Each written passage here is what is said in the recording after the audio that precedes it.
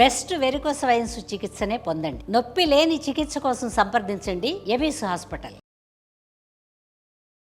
నమస్కారం. మాఘ పురాణం 4వ రోజు పారాయణలోకి వచ్చాం. వశిష్ఠ మహర్షి, దిలీప మహారాజు మాట్లాడుకుంటున్నారు. పులిముఖంతో ఉన్నటువంటి గంధర్వుడి దివ్య చరిత్ర, అతని సమస్య, అతనికి ఎట్లా సమాధానపడ్డాడు, ఏ రకంగా మాఘమాసంలో చేసినటువంటి నదీ స్నానం అతనికి పూర్వ ముఖాన్ని కలిగించింది, ఎట్లా శాప విముక్తి కాదు అతనికి, ఏదో పరిస్థితి, ఆ పరిస్థితి ఏ రకంగా మారింది భృగు మహర్షి దయ వల్ల, అదంతా వివరంగా వశిష్ఠ మహర్షి దిలీప మహారాజుకు తెలియజేశారు. ఆ తర్వాత ఇంకా చెప్తున్నారు, ఇంకొక కథ చెప్పబోతున్నారు అనమాట. పూర్వము కుత్సుడు అనే పేరుండేటువంటి ఒక సద్బ్రాహ్మణుడు ఉండేవాడు.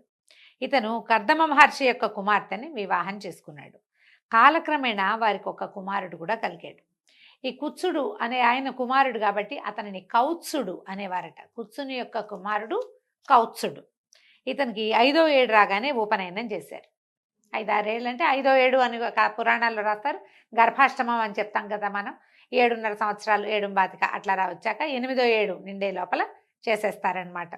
అయితే ఉపనయనం చేశారు. ఈ బాలుడు దినదిన ప్రవర్ధమానుడిగా పెరగటం మొదలుపెట్టాడు. చదువుకుంటున్నాడు. పెద్దల్ని గౌరవించడం, మర్యాద, మన్నన, విద్యాభ్యాసం పట్ల అమిత శ్రద్ధ, నీతి నియమాలు, శమధమాదులు పాటించటము, దైవభక్తి మొదలైన సుగుణాలు కలిగి దైవ కార్యాలు నెరవేరుస్తూ నిదానంగా పెద్దవాడయ్యాడు. సకల శాస్త్ర పారంగతుడు కూడా అయ్యాడు. కొంతకాలానికి బ్రాహ్మణుడికి, కుర్రవాడికి యుక్త వయస్సు వచ్చింది. ఈ యుక్త వయసు వచ్చి కొంచెం పెద్దవాడయ్యేసరికల్లా పిల్లవాడికి దేశాటనకి వెళ్ళాలని కోరిక కలిగిందట. నేను ప్రపంచం అంతా చూడదలుచుకున్నాను అని చెప్తాడు.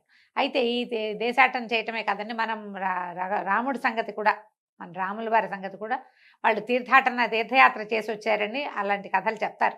మనం రామాయణంలో కనపడదు కానీ విడిగా కొన్ని కథల్లో చెప్తూ ఉంటారు. ఎవరైనా కొంత యుక్త వయసు వచ్చాక ప్రపంచం చూడాలి ప్రతి వాళ్ళు.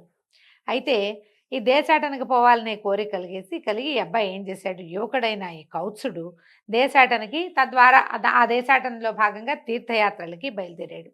అనేకమైన పుణ్యక్షేత్రాలని దర్శిస్తూ, సిద్ధులను, యోగి పుంగవులను సేవిస్తూ, ఎన్నో రకాల తీర్థాటనలు చేస్తూ మాఘమాస సమయానికి కావేరీ నదీ తీరానికి చేరుకున్నాడు. శ్రీరంగ క్షేత్రం చుట్టుపక్కల ఎక్కడో వెళ్ళాడనమాట. నదీ తీరానికి చేరుకుని ఏమనుకున్నాడు, ఆహా నా పుణ్యవశం ఏమని చెప్పాలి, ఈ మాఘమాస కాలంలో నాకు కావేరీ నదీ స్నాన పుణ్యం లభించింది, నేను ఎంతో అదృష్టవంతుణ్ణి, మాఘమాసం అంతా ఇక్కడే ఉండి నిత్యము కావేరీ నదీ స్నానం చేస్తూ అధిక పుణ్యాన్ని సంపాదిస్తానని మనసులో స్థిరపరచుకుని అక్కడనే నివాసానికి ఏర్పాటు చేసుకున్నాడు. నిత్యము విష్ణు పూజలు చేస్తూ భగవద్భక్తితోటి కాలం గడపడం మొదలుపెట్టాడు. రోజు పొద్దున్నే స్నానం చేసేవాడు. ఉదయకాలము త్రికాల సంధ్యావందనాదులు చేసేవాళ్ళు. అప్పట్లో త్రికాల సంధ్యావందనం అంటే ఉదయం పొద్దున్నే వెళ్ళడము, సూర్యుడికి అర్ఘ్యం ఇచ్చి సంధ్యావందనం చేసుకోవటం, మధ్యాహ్నం మళ్ళీ దిగటం, నదిలో స్నానం చేసో చేయకుండానో, స్నానం కూడా మధ్యాహ్నాలు స్నానం చేసేవాళ్ళు అవునో కాదో ఎక్కడా చెప్పబడదండి, కానీ త్రికాల సంధ్యావందనం అని మాత్రం చెప్తుంటారు ఖచ్చితంగా. మళ్ళీ ఒకసారి సూర్యుడికి అర్ఘ్యం ఇవ్వటం, సంధ్యావందనం చేసుకోవటం, సాయంకాలం మళ్ళీ సాయం సంధ్యాం ఉపాశిష్యే అని చక్కగా మంత్రంలో కూడా చెప్తారు. సాయంకాలం కూడా సంధ్యావందనాలు చేస్తూ త్రికాలాలు సూర్యోపాసన, నదీ స్నానము, తర్వాత విష్ణు పూజ నిరంతరము జరుపుతూ ఉన్నాడట కొంతకాలం. ఈ రకంగా ఉన్న తర్వాత 3 సంవత్సరాలు అక్కడే ఉన్నాడు. మాఘమాసం అయ్యాక ఇంకా అతనికి ఆ నదీ స్నానాన్ని విడిచి వెళ్ళబుద్ధి కాలం, అక్కడే ఉన్నాడు ఇక కావేరీ నదీ తీరంలోనే. మరుసటి సంవత్సరం మళ్ళీ మాఘం వచ్చింది, ఆ మరుసటి సంవత్సరం మళ్ళీ మాఘం వచ్చింది. 3 మాఘమాసాలు అతను అక్కడే, అంటే 3 సంవత్సరాలు గడిపాడనమాట. తర్వాత అధిక పుణ్యాన్ని సంపాదించాడు.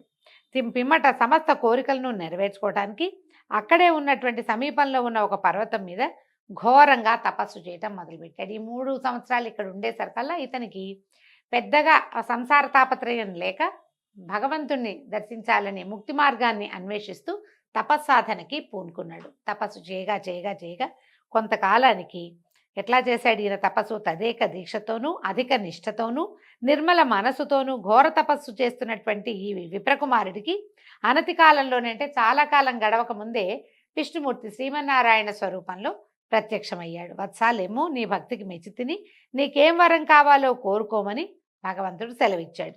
కన్నులు తెరిచినటువంటి ఆ విప్రకుమారుడికి ఎదురుగుండా అమిత తేజోమయ శక్తి స్వరూపుడు, శంఖచక్ర గదాధారి, కోటి సూర్యప్రకాశుడైన ఈ శ్రీహరి కనిపించాడు. అమితానంద భరితుడై శ్రీహరికి సాష్టాంగ ప్రణామాలు చేసి చేతులు జోడించి పలు పలు విధాలుగా శ్రీహరిని కొనియాడాడు. తనని అత్యంత భక్తి శ్రద్ధలతో కొలిచిన బ్రాహ్మణ యువకుడి భక్తికి సంతోషించినటువంటి శ్రీహరి అతనితో ఇట్లా అన్నాడు: ఓ బ్రాహ్మణ బాలక, నీవు ఎంతో అఖండ భక్తి శ్రద్ధలతో నన్ను వేనేళ్ల కొనియాడి సంతుష్టుని చేశావు. అది ఎట్లాగంటే, నువ్వు ఎలా చేయగలిగావు? ఇది మాఘమాసంలోందు అనేక పర్యాయాలు విడవకుండా నిత్యము నదీ స్నానం చేయటం వల్ల తపశ్శాలులకి కూడా లభ్యం కాని అమిత మాఘమాస పుణ్యఫలాన్ని సంపాదించావు. మాఘమాస నదీ స్నాన ప్రభావం వల్ల నాకు నీపై ఎనలేని ప్రేమానురాగాలు కలిగాయి. కాబట్టి ఓ విప్రుడా, నీకేం కావాలో కోరుకో, నీ అభీష్టం నెరవేరుగాక అని భగవంతుడు పరిపరి విధాలుగా అతన్ని దీవించాడు. శ్రీమన్నారాయణే సాక్షాత్తు ప్రత్యక్షమై ఇట్లా పలికిన మాటలకి విప్రబాలుడు ఎంతో సంతోషించి, ప్రభు జగద్రక్షక శ్రీమన్నారాయణ, ఆపద్బాంధవ, అనాథరక్షక, సర్వాంతర్యామి శ్రీహరి, నమోస్తు నమోస్తు అని పదే పదే నమస్కారాలు చేసి, నీ దివ్యమంగళ విగ్రహం చూసినంతనే నా జన్మ తరించిపోయింది తండ్రి. నీ దర్శన భాగ్యం తప్ప నాకు ఇంకే కోరికలు లేవు.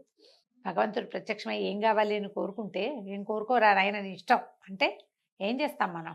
నిన్ను చూసాను చాలంటారా? సామాన్య మానవులైతే అట్లా అనలేకపోతారు. బోల్డ్ అంతా ఏకరువు పెడతామండి. మనం గుడికి వెళ్ళే లిస్టు చదువుతాం. ఒక అష్టోత్తరం చేయించి ఒక లిస్టు చదువుతాం. ఒక సహస్రనామం చేయించి ఒక లిస్టు ఉంటుంది. కుంకుమార్చన చేయించామంటే ఇంకా పెద్ద లిస్టు. అర్చన అనగానే మొత్తం మన ఇంట్లో ఉన్న పసిపిల్ల బాలాది పేర్లు చెప్పేస్తాం మనం. నిజానికి దేవాలయంలో కుటుంబ పెద్ద అతని యొక్క గోత్రము చెప్తే సహకుటుంబాన క్షేమస్థైర్య ధైర్య విజయాభయ ఆయురారోగ్య ఐశ్వర్యాభివృద్ధ్యర్థం అని చెప్తారు. ఆయన తాలూకు సమూహం అందరికీ లభిస్తుంది. కానీ మనం ఊరుకోమట్ల. పేరున ఎక్కడ ఏ పేరు మిస్ అయిపోతుందోనని దేవాలయంలో చంటి బిడ్డల పేర్లు కూడా చెప్తాం కదా. భగవంతుడు ప్రత్యక్షమైతే ఊరుకుంటామా మనం? కానీ ఈయన ఊరుకున్నాడు. ఈయన ఏమంటున్నాడంటే, అయ్యా, నీ దివ్యమంగళ విగ్రహాన్ని చూసినంతనే నా జన్మ తరించిపోయింది తండ్రి. నీ దర్శన భాగ్యం తప్ప నాకు ఇంకా ఏ కోరికలు లేవు. ఏ భగవంతుణ్ణి కన్నులారా దర్శించి తరించుదామని ప్రజలంతా భావిస్తారో నాకది మాఘమాస నదీ స్నాన మహిమ వల్ల లభించింది. వేల కొలది సంవత్సరాలు నీ దర్శన భాగ్యం కోసం ఘోర తపస్సు చేసినా లభించనిది కేవలము మాఘస్నానం వల్లే నాకు ఇది సిద్ధించింది. నీ దర్శన భాగ్యం ఇప్పించి నన్ను ధన్యుణ్ణి చేశావు. నిన్ను చూడటం తప్ప నాకు ఇంకేవీ కోరికలు లేవు. ఈయన చెప్తున్న పాయింట్ ఏంటండి? మాఘ నదీ స్నానం చేయటం వల్ల భగవద్ దర్శనం లభిస్తుంది. అంటే చాలా శ్రమ పడితే కానీ దొరకని భాగ్యం ఏదైనా త్వరగా మనకి సిద్ధిస్తుంది. సో ఇప్పుడు దీనికోసమైనా మనం మాఘ స్నానం చేయొచ్చు. ఆరోగ్యం ఎలాగూ వస్తుంది. మనకి ఏదైనా ఒక ప్రత్యేకమైన కోరికలు ఉంటే అవి సిద్ధిస్తాయి. దీనివల్ల భగవద్ దర్శనం లభిస్తుందని చెప్తున్నారు. నిన్ను చూడ్డం తప్పిస్తే నాకు ఇంకా ఏ కోరిక లేదు. కానీ నీ యొక్క ఈ దివ్యమంగళ స్వరూపము ఇక్కడ సర్వకాలములందు భక్తజనులకు లభ్యమయ్యేలాగా చేయమని కోరుతున్నాను అని పదే పదే ప్రార్థించాడట భగవంతుడిని. ఆ తర్వాత ఆ కొండ మీద ఎక్కడ కావేరీ నదీ తీర ప్రాంతంలోనే భగవంతుడు కొలువై ఉన్నాడని. కావేరీ నదీ తీర ప్రాంతం అంటే మనం శ్రీరంగం అని అలాంటిది చెప్పుకోవచ్చు. అంటే అక్కడ చాలా రంగక్షేత్రాలు ఉన్నాయి. శ్రీరంగం ఈ మన కావేరీ చుట్టుపక్కల కావేరీ పరివాహక ప్రాంతాల్లో ఎన్నో విష్ణువాలయాలు ఉన్నాయి. వాట్లల్లో ఒక ఆలయం ఇది అయి ఉండొచ్చండి. పురాణంలో ఫలానా ఆలయము ఇది అని గుర్తుగా అయితే చెప్పలేదండి, కానీ ఉండుంటుంది బహుశా. ఇక్కడే ఉండు, నిన్ను నేను ఎలా ప్రత్యక్షం చేసుకున్నానో ఆ స్వరూపాన్ని ప్రజలందరూ చూసేలాగా. ఒకడు మాఘస్నానం నిత్యము చేయటం వల్ల అతడికి లభించిన అవకాశం వల్ల మనం ఇవాళ ఈ భగవంతుడిని చూడగలుగుతున్నాము అనే జ్ఞప్తితోటి ప్రజలు ఏం చేస్తారు? వాళ్ళు కూడా మాఘస్నానం చేస్తారు. ప్రపంచంలో ఉన్న ప్రతివాడికి, భూమి మీద పుట్టిన ప్రతి మానవుడికి కూడా మాఘస్నాన ఫలితం లభించాలి. మాఘమాస మహాత్మ్యాన్ని వాళ్ళు తెలుసుకోవాలని అత్యంత పరమ ప్రీతితోటి ఈ కౌత్సుడనే బ్రాహ్మణ యువకుడు భగవంతుణ్ణి కోరుకున్నాడు. ఈ విష్ణుమూర్తి కూడా అలాగేనని ఒప్పుకొని అక్కడే ఒక ఆ స్థలంలోనే భక్తకోటికి అందుబాటులో ఒక పెద్ద దివ్యమైన దేవాలయంలో వెలిసి ఉన్నాడట. అక్కడే ఉండిపోయాడు.